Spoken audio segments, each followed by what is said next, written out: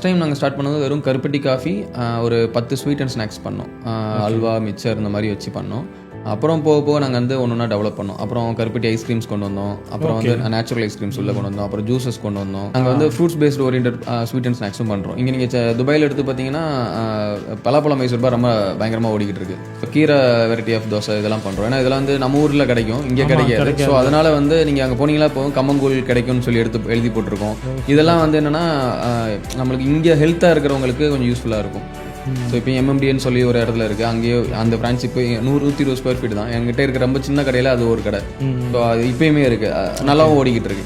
But things என்ன அப்படின்னா அந்த டைமில் வந்து நம்ம எப்படி ஹேண்டில் பண்ணுறது ரொம்ப முக்கியம். அது வந்து நாங்கள் அப்போ நான் அந்த கடையை கோயம்பேடு கடையை க்ளோஸ் பண்ணியிருந்தேன்னா மேபி நான் அந்த இடத்துல எவ்வளோ பிராண்ட் பண்ணியிருக்க மாட்டேன்னு தோணுது. எவ்வளோ ஃப்ரான்ச்சைசி வந்திருக்காது மேபி. இல்லை நான் பண்ணாமல் கூட அப்படியே ஊரில் இருந்திருக்கலாம்.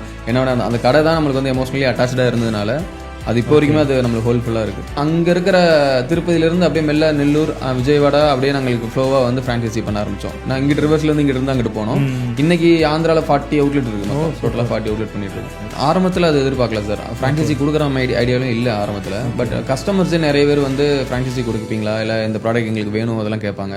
ஸோ அப்போ ஒய் கான்ட் வி ட்ரை. ஏன்னா இன்னைக்கு ஃப்ரான்ச்சைசி பண்ணதுனால தான் நம்ம வந்து இவ்வளோ சக்ஸஸ் ஆகிருக்கோம்.